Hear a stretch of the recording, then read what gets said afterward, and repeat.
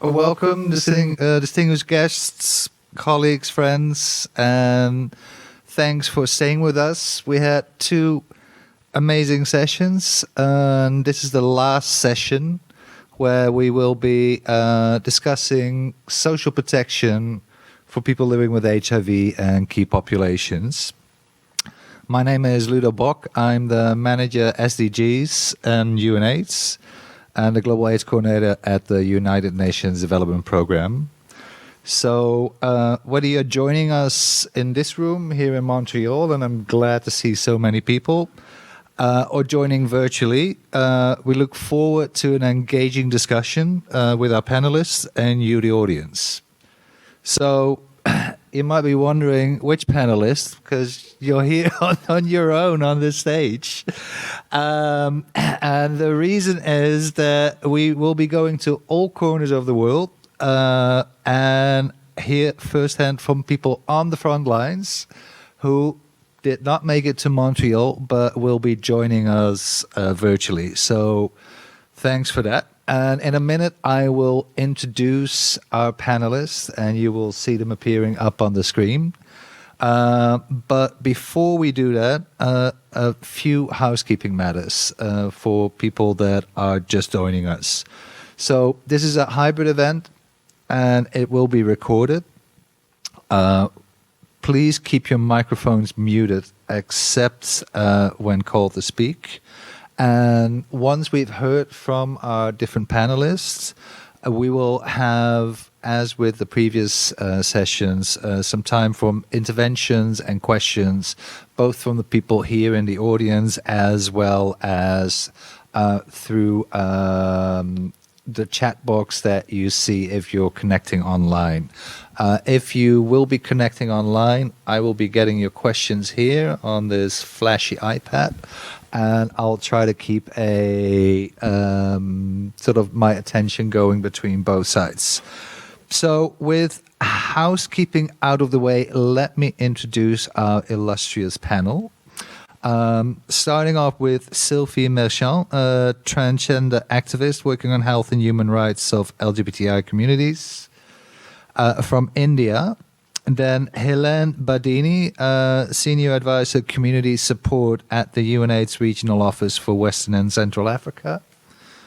And from the other side of the world, Jeffrey Lizardo Ortiz, the General Director of the CUBEN system of the Dominican Republic and Professor at the Pontificia Universidad Católica Madre Maestra. And then finally, Kunyima Livumbela Banda, who is with the network of Zambian people living with HIV. So, warm welcome to all of you. And before I give the floor to our panel, I would like to invite Dr. Mandeep Dhaliwal, who you saw in the previous panel, the director of the HIV Health and Development Group at UNDP. She's been working on HIV health, human rights for over 25 years. You might know her as the architect of the Global Commission on HIV and the Law, or from her work at not only UNDP, but also the Dutch Royal Tropical Institute, the International HIV/AIDS Alliance, or the Lawyers Collective from India. So without further ado, I'd like to give the floor to Mandeep. Thank you, Ludo. And I'm not going to take very long because I really just want to set some context and then hand over to what looks like a very, very remarkable panel. So just to start, the response to COVID generated the largest mobilization of social protection measures ever seen to protect people's health, jobs, and income. The renewed appreciation of the importance of social protection really does provide us with hope and an opportunity to advance HIV health and development responses. The crisis reminded us that actually we're really only as safe as those most vulnerable among us. People living with HIV, key populations, who are men who have sex with men, transgender people, sex workers, people who use drugs, and people in prisons and other close setting were particularly and often disproportionately affected by the COVID pandemic, and certainly in the context of the HIV pandemic as well. This is why in the 2021 political declaration on HIV and AIDS and the Global AIDS Strategy, countries committed to ensure that 45% of people living with HIV in affected populations have access to social protection benefits by 2025. It's an ambitious commitment that will require investment, action, as well as the inclusion and meaningful engagement of people living with HIV in key populations. So the trifecta in this session really is commitment, money, and the meaningful engagement of people living with HIV in key populations. Only 92 of 128 countries recognize people living with HIV as beneficiaries, and only 53 countries recognize key populations in social protection strategies. In analyzing coverage, we see further challenges. According to the UNAIDS report released today, only Eswatini and Namibia provide at least 45% social protection coverage for just 2 populations affected by HIV in a study covering 12 high-burden countries. Many social protection programs, particularly in the Global South, are strongly dependent on external funding. And with the reduction in development assistance and shrinking fiscal space at the domestic level, their future may become even more precarious. Social protection coverage is several times higher in high-income countries than anywhere in low- and middle-income countries. But even in high-income countries, key populations can be excluded from social protection schemes because of discriminatory laws and policies. Social protection programs exclude and reinforce inequalities. Systems designed in collaboration with people living with HIV, key populations, and civil society fare much better. Communities best understand their own needs and the barriers that they face, and our trusted organizations can help bridge the gap to hard-to-reach populations. Last year, UNDP, working closely with ILO, the International Labor Organization, convened a global dialogue on social protection for people living with HIV in key populations. Participants from 52 countries came together to share good practice, lessons, and challenges about more inclusive HIV-sensitive social protection systems. Following the dialogue, UNDP and ILO developed a checklist to help countries assess whether their social protection systems are sufficiently inclusive of people living with HIV in key populations. Today, we're launching this checklist. During this pre-conference session, we'll hear about the first pilots of the checklist in West and Central Africa. We will also learn from community activists and government officials about good practice and opportunities to further scale up inclusive social protection responses. So echoing Ludo's welcome to everybody online and to everybody in the room, welcome, and I look forward to a really productive discussion. Over to you, Ludo. Thank you, Mandeep. And so part of this pre-conference is to really look at things are happening on the ground. What are some of the good practices? What are things we can learn from each other? So to start off, let me turn to Sylvie.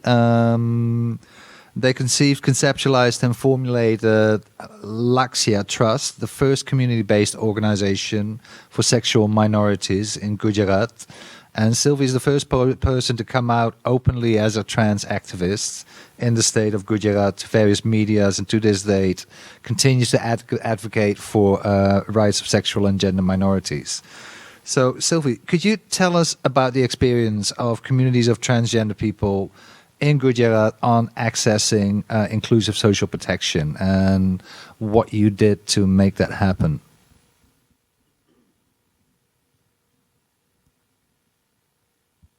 You're on mute. Yeah, thank you. Thank you. Thank you for providing me the platform to talk about my experiences. So to start with, I'll try to get some background. So when we talk about inclusive social protection was largely possible due to HIV Act, which came into being in 2017, and Transgender Persons Protection of Rights Act 2019 in India. I would specifically like to mention two instances around inclusive social protection during the times of COVID-19 related lockdown. First is about COVID-19 vaccination drive for transgender communities, and second is community outreach, which was done for distribution of food supplies, direct cash transfers, and ART supplies and health kit supplies for the communities. Uh, Before starting it, I would really like to kind of acknowledge that these efforts were possible due to joint collaboration of Lakshya Trust, which is a community-based organization which I work for, with Department of Health and Family Welfare, Ministry of Social Justice and Empowerment, National AIDS Control Organization, which was also facilitated by UNDP India and Unified Budget Results and Accountability Framework UBRAF. To start with, I think access to health and especially COVID-19 vaccination, while India was reaching out to masses for COVID-19 vaccination, the most vulnerable were still being left out. Lakshya Trust initiated COVID-19 vaccination drive exclusively for the transgender communities of Gujarat, especially when vaccine access was difficult for communities owing to the typical this thing of discrimination, marginalization, and socio-economic conditions also. Uh, Through these vaccination drives, more than 2,000 community members from lower socio-economic background who were already part of our already ongoing HIV interventions were targeted to be provided for both the doses of COVID-19 vaccination across four major cities in the state of Gujarat, which is in India. Special vaccination camps were managed and organized by the communities, where the staff from the trans communities were involved right from the planning, mobilization, coordination, and facilitation till the final doses of vaccination was done through the community-led approach. The vaccination exercise covered its target of vaccinating 2,000 community members spanning the cities of Ahmedabad, Vadodara, Surat, Rajkot, and we almost had 24 camps across all these cities. We also were instrumental in creating the information booth on social protection schemes for transgender communities, especially we had almost 1,300 community members who were made aware of different social protection schemes which are presently implemented by both the central as well as the local governments for the PLHIV communities and the trans communities as well, especially who were belonging from the lower socio-economic weaker sections. And these schemes included, the cash transfer schemes, pension schemes, subsidized housing schemes, free food supplies, scholarship schemes, traveling support for PLHIV individuals, and free ARTs, to name a few. 900 community members were linked with at least one of the social protection schemes across this 4 cities within the span of first 5 months. I think the 5 months during COVID-19 pandemic period. Thank you, Sylvie. Yeah. So, and what I'm hearing is that it was really a community-led effort, and in response to that, the community came out, supported each other, and really sort of looked at what is available within the government and the system within India, and made sure that people were aware of that they were having access to it. And I think maybe in the second round, what we can get back to is, because you also said it was a real partnership between the community work with the Ministry of Health and with other stakeholders. So I think that's another interesting thing to explore as well. But for now, let's move to Western Central Africa, where Helene Badini, as I said, is working with the UNAIDS regional support team for Western and Central Africa. She's been with UNAIDS for over 22 years, worked in several countries and regions, and has also worked for the International AIDS Alliance, as well as the Ministry of Health and the Ministry of Social Affairs in Burkina Faso. So a really multifaceted background, working for both government, civil society, the UN, in different positions. So, Helene, could you tell us a bit about, UNDP and ILO developed this checklist on inclusive social protection for people living with HIV in key populations. We work with UNAIDS, and you guys this would be great to pilot this in Western Central Africa, because we're looking at some countries and see how we can use this. So tell us a bit about how you used it, what you found. Over to you. Merci Ludo. Je vais parler donc en français. Tournez vos micros pour suivre ce que je vais dire en français.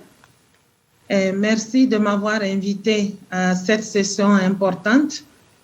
Comme Mendy l'a dit au début, je ne vais pas revenir sur les chiffres qu'elle a montrés, mais nous savons tous que les populations clés ne sont pas actuellement reconnues comme bénéficiaires de la protection sociale dans beaucoup de pays. On a à peine 26 pays dans le monde qui les reconnaissent.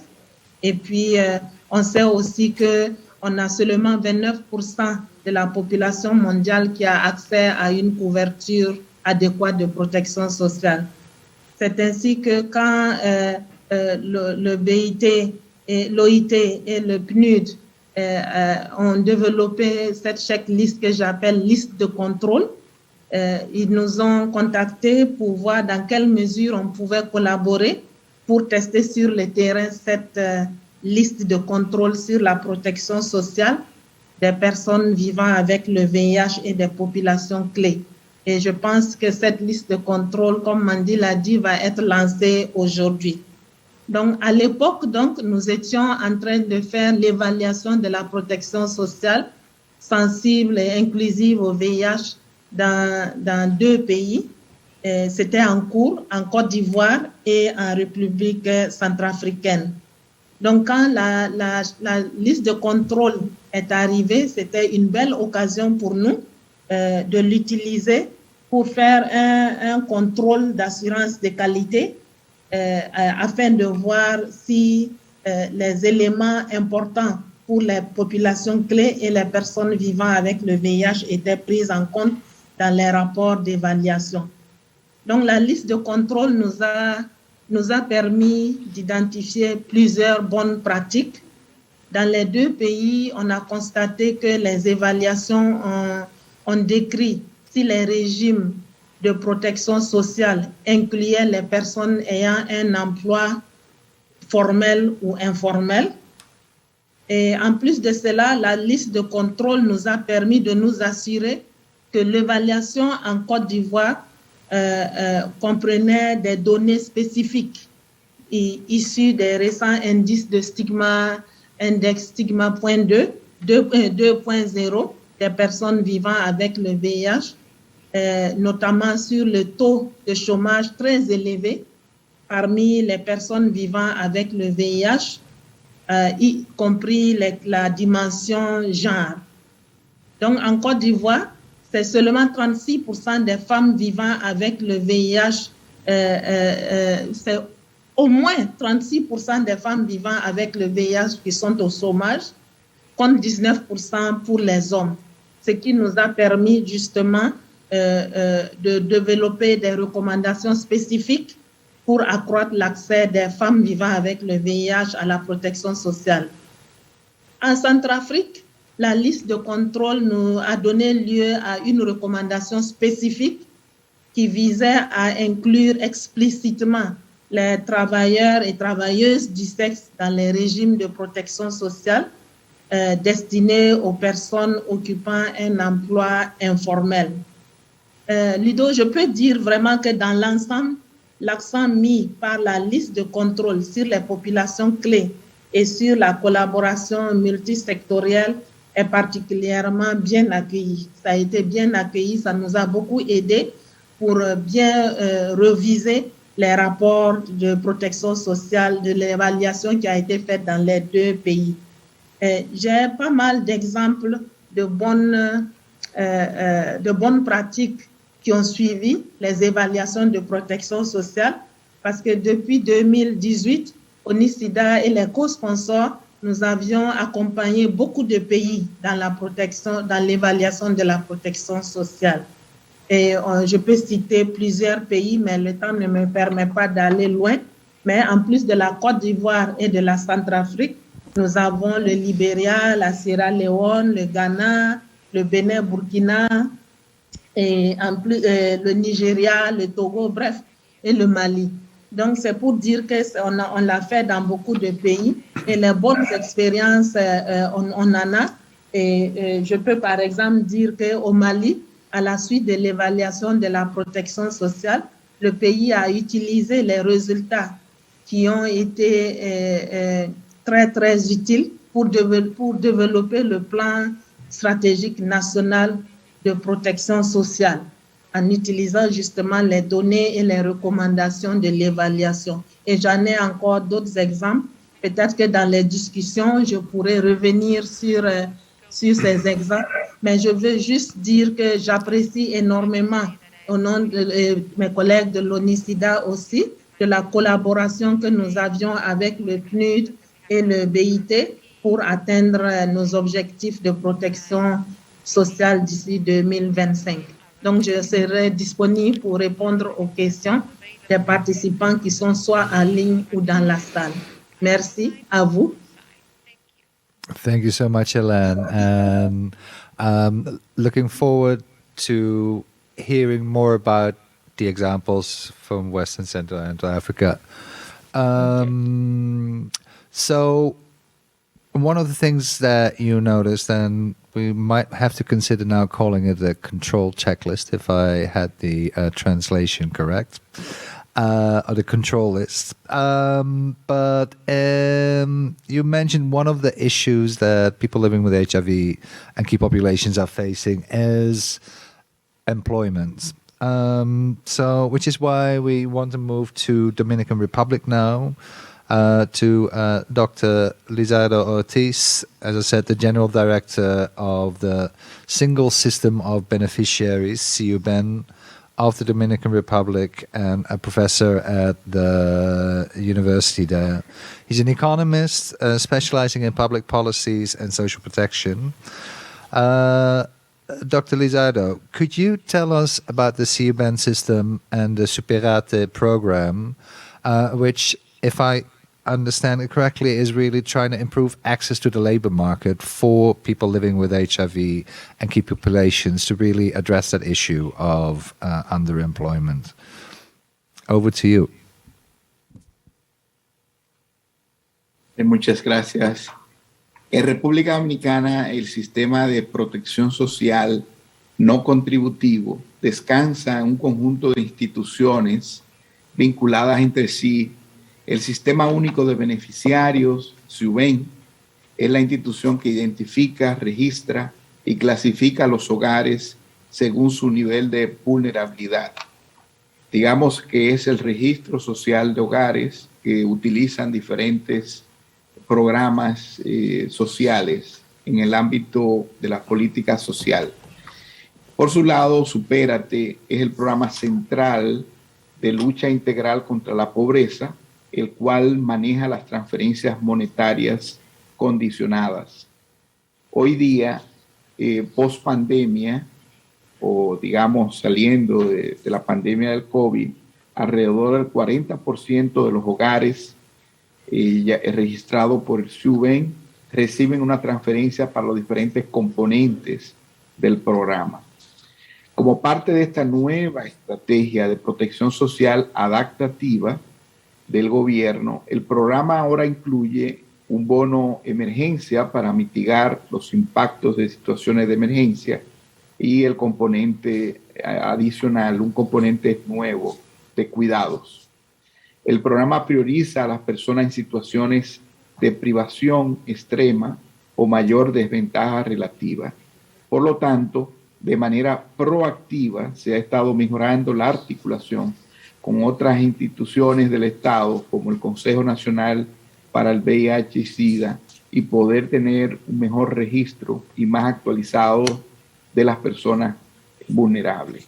En tal sentido, se procedió a realizar un análisis del registro de las personas que viven con VIH, que actualmente reciben antirretrovirales a través de la red pública de servicios de salud. Encontramos que el 35% de las personas con VIH, que viven con VIH, no tenían documentos de identidad, por lo menos en ese registro. Lo que se explica en gran parte porque más de la mitad son inmigrantes haitianos. Los que sí tienen documentos de identidad, solo la mitad está registrado en el Sistema Único de Beneficiarios, y de estos, solo la mitad, o sea, un cuarto del total de los que están registrados, reciben las transferencias monetarias y están en el programa Supérate. ¿Qué estamos haciendo? En la actualidad estamos incorporando a todas las personas que viven con VIH registradas en el SUBEN al programa Supérate. Por su lado, conjuntamente con el Consejo Nacional para el VIH-Sida, el SUBEN está implementando una estrategia de autorregistro a través de una página web que se diseñó para universalizar el registro para esta población y otros grupos vulnerables. Estamos en ese proceso de despliegue para incentivar el registro de manera tal que puedan ser incorporados al programa Supérate. Ya en el programa Supérate, las personas que viven con VIH, que son beneficiarias, son parte de los componentes o forman parte de los componentes de inclusión económica, recibiendo, además de las transferencias monetarias, recibiendo formación técnico-profesional y vocacional, servicios de intermediación laboral, asesoría para el desarrollo de emprendimientos productivos formales, inclusión financiera y tecnológica, que es importante hoy día, y para los beneficiarios en la zona rural, apoyo para el desarrollo de la agricultura familiar. La clave es no dejar a nadie atrás, visibilizando las brechas en el registro y buscando alternativas novedosas para integrar a esta población a los programas de protección social no contributiva para contribuir a su autonomía económica mediante el desarrollo de capacidades y competencias. Muchas gracias. Can you tell us a bit more about how you're working with communities in this? Because I think one of the things that I thought was interesting in listening to Sylvie's story was that it really started as a community-based approach where then the government sort of got engaged, where it would be interesting to hear how that happened in Dominican Republic, and then after that we'll hear some experiences from Zambia. Sí, en el caso de República Dominicana, el programa Supérate, una serie de enlaces comunitarios, supervisores comunitarios que trabajan a nivel de la comunidad, integrando a los beneficiarios en los diferentes componentes del programa. El programa tiene una cantidad de componentes y solamente mencioné como lo más importante para la parte de inclusión laboral y financiera, pero tiene los componentes de inclusión educativa, que es fundamental, con incentivos a las familias también para que no dejen a sus hijos fuera de la escuela, no importa el nivel educativo o el nivel, si es primaria, secundaria. También tiene los programas de salud y seguridad alimentaria, que es fundamental en el contexto de la crisis internacional de aumento de precios. Ahí está el programa de transferencia monetaria para o el apoyo económico a los hogares para complementar los recursos destinados a alimentación. Está también los programas de distribución de micronutrientes y los programas de bono de emergencia, que es nuevo, dado el alto impacto que tienen los choques de origen climático en República Dominicana. Precisamente estamos en sesión permanente porque ya estamos en temporada ciclónica. Y está también el componente de vivienda, que es un componente también novedoso, donde se le facilita a los hogares subsidios focalizados para la adquisición de una vivienda o para la reparación de vivienda.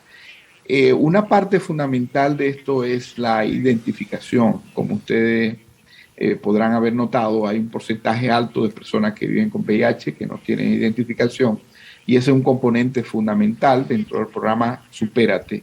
Y también conjuntamente con el Ministerio de la Mujer hay otro programa de acompañamiento a mujeres, sobre todo víctimas de violencia, y acompañamiento sociofamiliar en todo este proceso. Y como decía, la parte importante son las acciones de capacitación, donde se agrupan beneficiarios, en este caso identificados del programa a nivel comunitario, para capacitarlo en las diferentes áreas que tienen que ver un poco vinculada a la actividad económica, sobre todo turismo, en República Dominicana, con la inserción para mejorar su empleabilidad, ya sea capacitación en gastronomía o en un segundo idioma. Y también es importante la parte de inclusión financiera y la posibilidad del desarrollo y acompañamiento para el emprendimiento productivo formales. Todos estos componentes se están desplegando dentro de este programa y bueno, Thank you so much, Dr. Ortiz. So I'm hearing like it's a real comprehensive, multi-sectoral program looking at both, on the one hand, vulnerability, as well as making sure there's a link to education, cash transfer, issues around housing, addressing gender-based violence.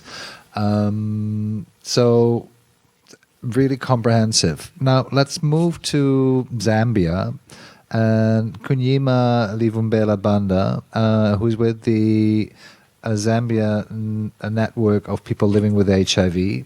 She's worked on HIV and development for over 20 years and has worked a lot with grassroots communities, strategy and policy development and research.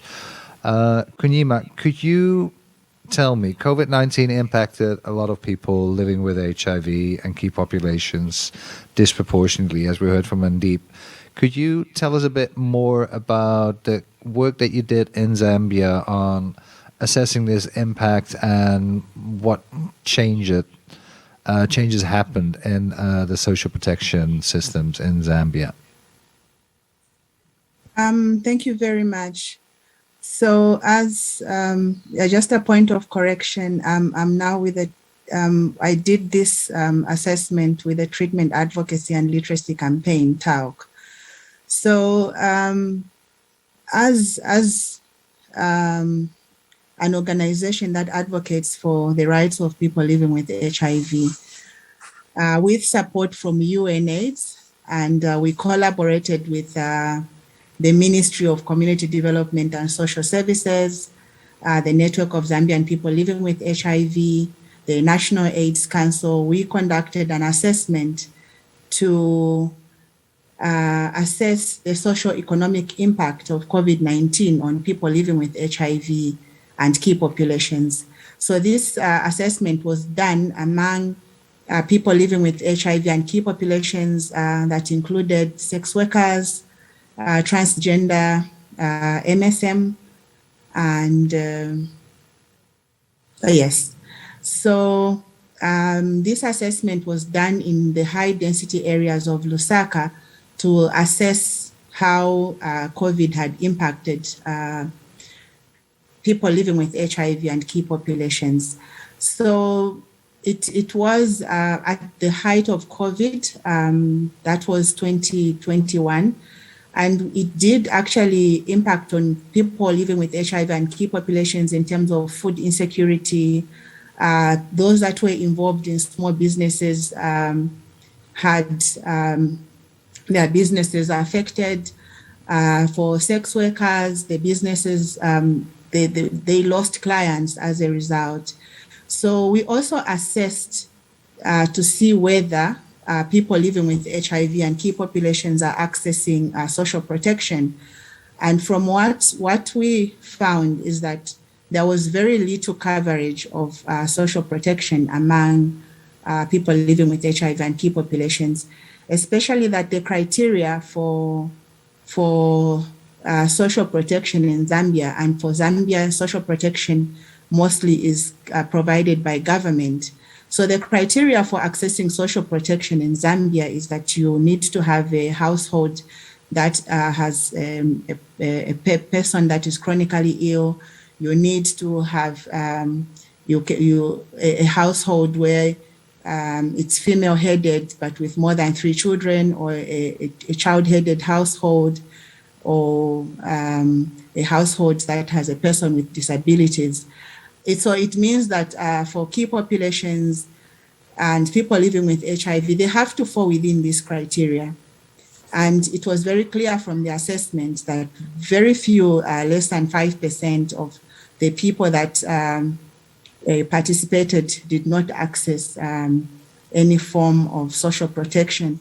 And in this case, we're also focusing mainly on the social cash transfer.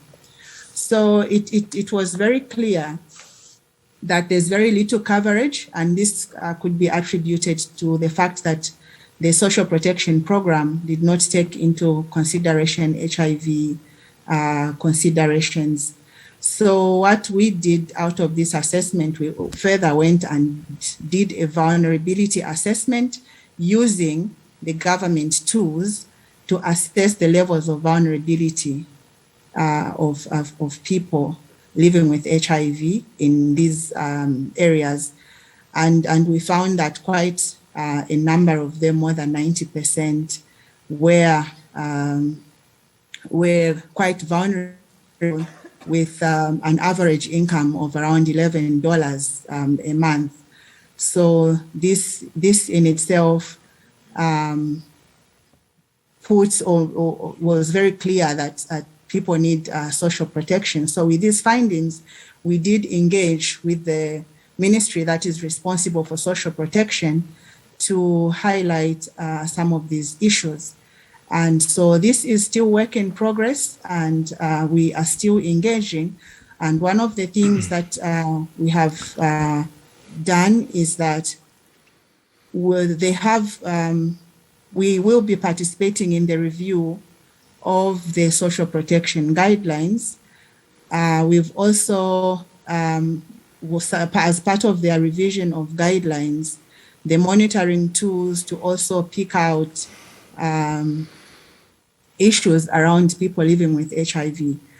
Some of the things that we have agreed is that the structures at a community level that are responsible for identifying vulnerable people to be put on social protection may not have the adequate capacity to identify people living with HIV. So we will be working with the ministry in this area to build capacity of the structures that identify people at community level, so that we address issues of stigma and discrimination. We build capacity in them to understand issues affecting people living with HIV and the need for them to be on social protection. So this is an ongoing, and the assessment in itself was a 3-month project, but the engagement is ongoing, and so we will continue to work with UNAIDS in this area, relying on their technical support to move this program forward.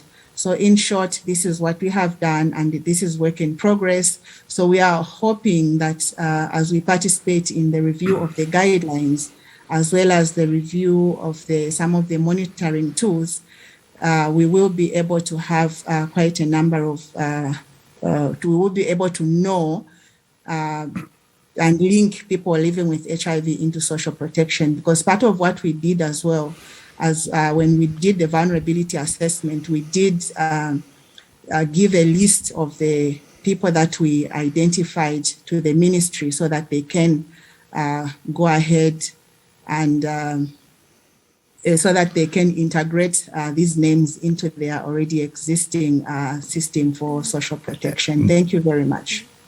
Thank you. So it's really like a community-led effort that was looking at collecting the data, presenting that to the ministry, and thereby ensuring a place at the table to influence the actual criteria. It's also one of the things that we heard in the previous session, the importance of community-led responses, data, meaningful engagement. So hopefully something will come out of this, and please keep us posted. So I realized that we only started a bit later, but I wanted to open up the floor for any questions from the audience, either online or on here. I see some already coming forward. Hello, my name is Alpana Dange, and I'm representing the Humsafar Trust. And when we are talking about social entitlement, I can't help but think about all the wonderful things that have happened in India. India is a leader as far as the HIV prevention programs are concerned. And we have had UNDP guided social entitlement going on in the country for last 10 years. So as far as India is concerned, there are 5-fold forces that are operating at various levels for ensuring the inclusion of social protection and social entitlements for the communities that are impacted by HIV or are vulnerable to HIV. Force number 1, we have Government of India, our Ministries of Health and Family Welfare and Ministry of Social Justice, which are required to implement as per the laws of the land, as far as the guidance of the Supreme Court of India is concerned, as very amply demonstrated by the judgments on Section 377 and the recent sex workers decriminalization judgment, which is latest, and as far as the transgender welfare rights. The second force that is operating is basically our civil society. It's a very, very big strength, which is ensuring on ground by holding camps, by facilitating documentation so that people can access social protection schemes, also guiding and taking through people through the whole negotiating the bureaucratic processes. The fourth force is National AIDS Control Organization, because social protection, social entitlement is working very closely with our country's National AIDS Control Program, especially for ensuring access to the vulnerable and affected community. The other force that is very strongly there are the agencies like UNDP and all the other agencies. What I would really request all the audience is to have a look at a beautiful documentation which is looking at the entire social determinants of health, which is developed by UNDP India. And the name of the document is called Transforming Lives, TG implementation for the TG inclusion in India. It is looking at the 6 aspects, which is beginning from health, education, social protection, violence, and number of aspects that we have to look at comprehensively to be able to pull our communities out of the vulnerability which is brought about by the HIV. This is my submission. Thank you so much. Thank you. It seems there are a lot of good practices coming out of India. I'm trying to see, I understand that Yuri Yuski is online from the Eurasian Coalition on Health Rights, Gender and Sexual Diversity. Am I correct? Or is there something wrong with my iPad? Yes, hi Luda, I'm here. Okay, hi Yuri. Hi. Yes, thank you so much. If I can take the floor. I want briefly to share, just like maybe raise the concerns that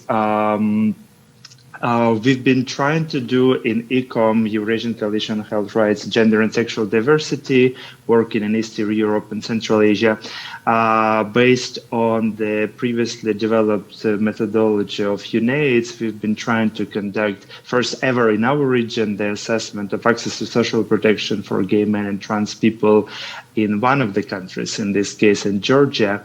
And we do believe it's a pilot study, which might be transpolated later on in other countries in the region, in the world. What we find out basically, just in brief, that there is obviously the lack of access to the services for gay men and trans people. However, it's not the lack itself to call it, it's rather the lack of sensitivity of existing social protection programs to the needs of LGBTQI community. And the COVID pandemic revealed that a lot.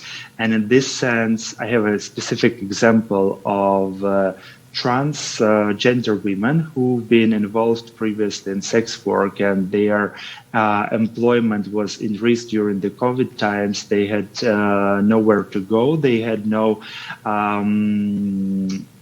official employment. They had no access to any social protection, that they had no places to stay at. Therefore, only community-based services, by providing the shelters for vulnerable trans women, in this case, helped them to survive, and there was no possibility to apply for any governmental protection, which means that there needs to be done a huge work to sensitize the existing social programs in the countries to the specific needs of, in our case, LGBT community, but to the needs of other vulnerable populations as well. We will be happy to share the findings with all interested parties, and we do believe it will be really important for other key population groups to conduct such assessments themselves, to follow the principle "nothing about us without us," where we might provide our own findings and the vision on how the social protection program should look like and how key population might benefit from them. Thank you, Luda. I'll stop on this.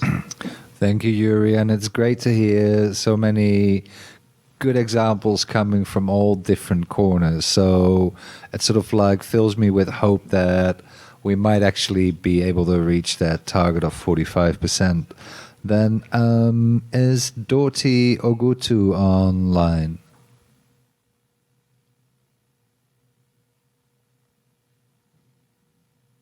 If not, then I see that Aline Fantinati of the Global Network of People Living with HIV has walked up to the mic here. Yes. Good afternoon, everyone. Thank you. And thank you, panelists. A few of the panelists highlighted how COVID exacerbated our already exclusionary situation for key populations from social protection mechanisms. Jeffrey from Dominican Republic listed one of the barriers that already existed, which is the difficulty for key population communities to have ID documents. But if we're talking about inclusive social protection mechanisms for key population, we need to address another key barrier, which are criminalizing laws. So for transgender people, for instance, criminalizing laws exacerbates the problem of obtaining ID document. I come from the sex worker community, and criminalizing laws prevent governments from looking at us as informal workers and including us at work-related benefits, emergency benefits for informal workers. So I have two questions, if I may. One is for Hélène, and is how the new checklist can help communities to address accessibility issues to social protection mechanisms deriving from criminalizing laws. And the other one is for Jeffrey from Dominican Republic, is how and if and how the CUBAIN, the system he just described to us, addresses the discriminatory accessibility and access criteria that results from criminalization laws for key population. Thank you. Okay, well, let's turn it over to our panel. Hélène, how can the checklist help, especially when we're looking at issues around criminalization? Merci pour la question. Je pense que la checklist permet d'aboutir à des résultats importants parce que le processus même d'évaluation de la protection sociale inclusive et sensible au VIH est un processus participatif où on a sur la même plateforme, on retrouve des personnes vivant avec le VIH, des représentants de populations clés, le gouvernement, les partenaires, les donateurs, tous les acteurs intervenant dans la protection sociale, tous les ministères clés sont invités à l'évaluation. Et donc, c'est au cours de cette évaluation que la liste est utilisée, que moi j'ai utilisé la liste pour pouvoir attirer l'attention de tous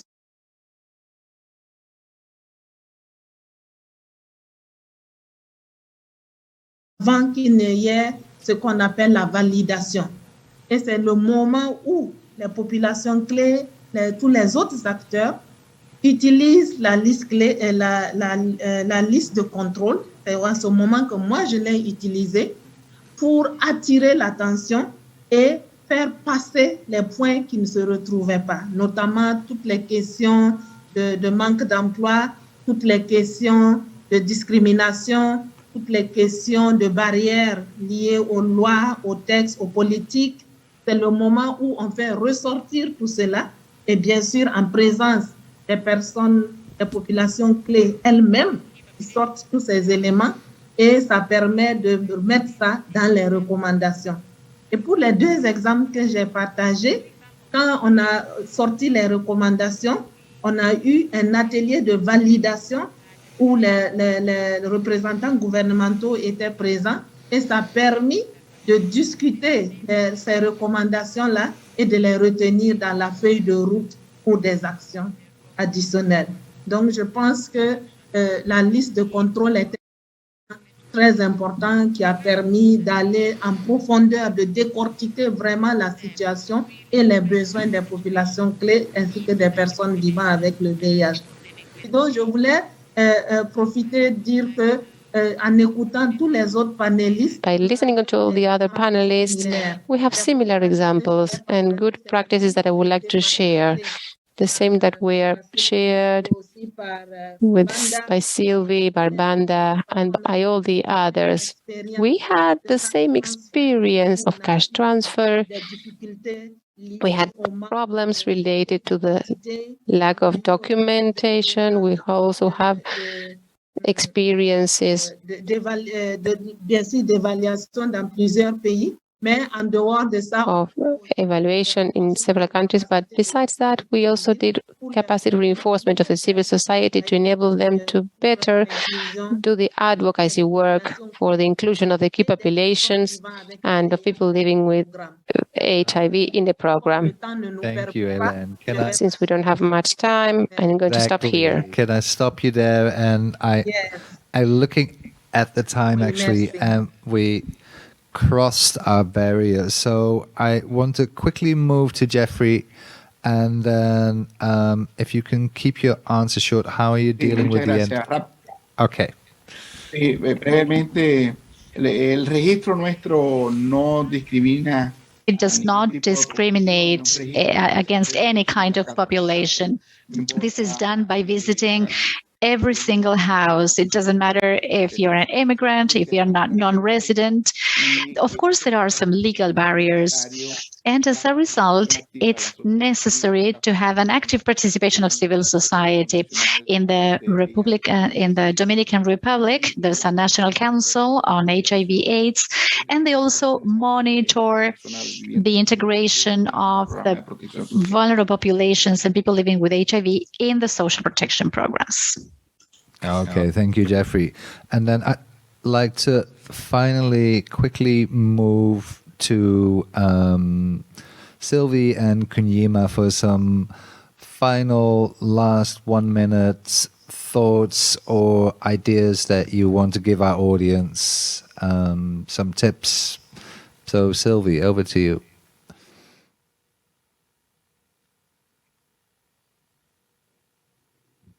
So, you're mute again. Yeah, can I? Am I audible? Yes.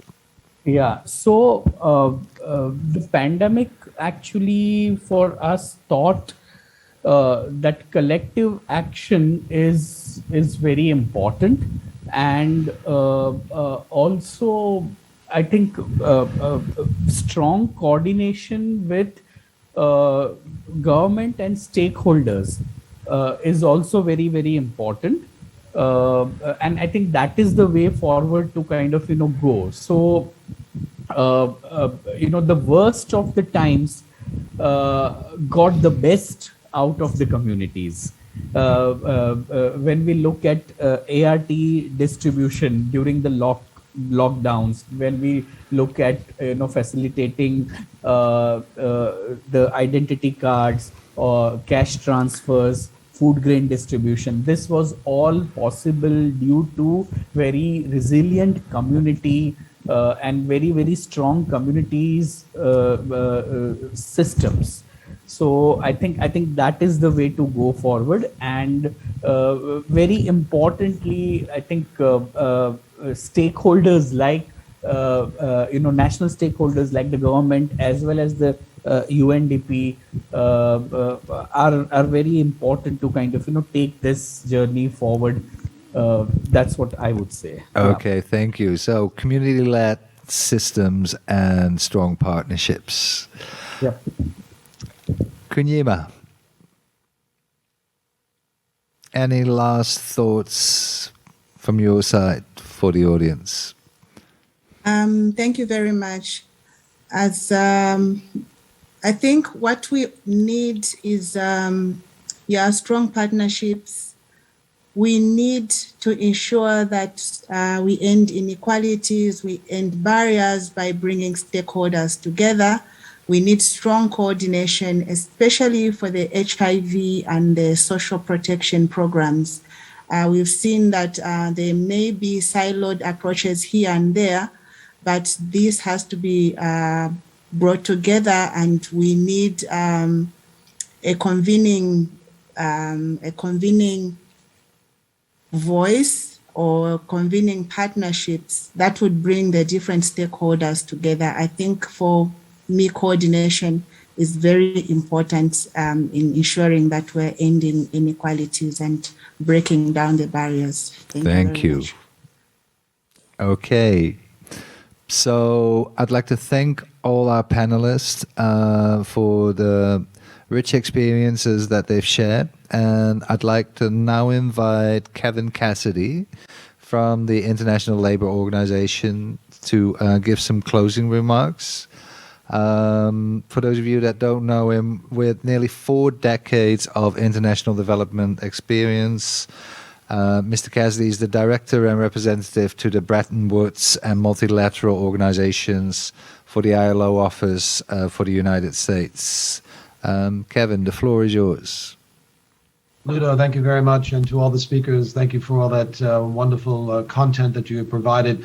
I know it's at the close of this, but just really to say from the ILO's perspective, we know that more than half of the world's population are not covered by social protection measures.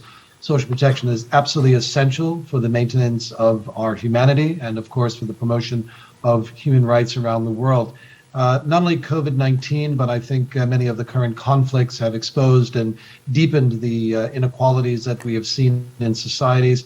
And if the social protection measures are not in place, we are failing to reach those populations that are furthest behind. We need to make a deliberate attempt to include all populations, particularly marginalized populations, and including them not only in just the benefits of that, but also in the design of social protection measures that are most crucial. So community-led organizations, civil society organizations, the marginalized populations themselves, what we're spoken about here today, are absolutely essential to give voice to people's hopes and aspirations in the world and to ensure that they can contribute fully to society today. The measures of social protection should also be covering workers in the informal economy and is essential really to be improving access not only to the health care and protection, but also for income security, particularly for people living with HIV and other key populations, particularly, as I mentioned, the informal economy. Building social protection systems needs to be reliably financed and vigorously reinforced to support an inclusive and sustainable future. It is social protection and social protection floors in particular that will help us realize our human rights as well as keep the SDGs on track and hopefully indeed accelerating that. So thank you very much for this time and to the ILO to be speaking here today and to all the wonderful speakers. Thank you very much. And thank you for the great partnership and collaboration. And I think you really summed up what we need to together try to reach that target of 45%.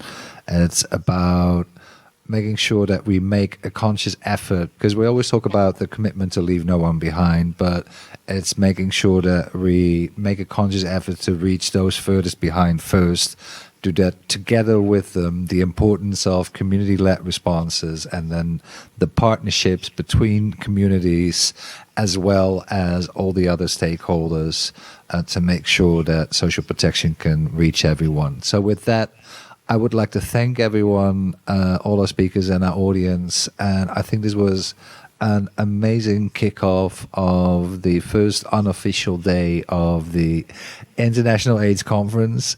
And we have a whole new set of pre-conferences tomorrow. I want to give a quick shout out to the U=U conference, which I hear is going to be absolutely amazing. And then looking forward to seeing all of you around the corridors and online. With that, thank you.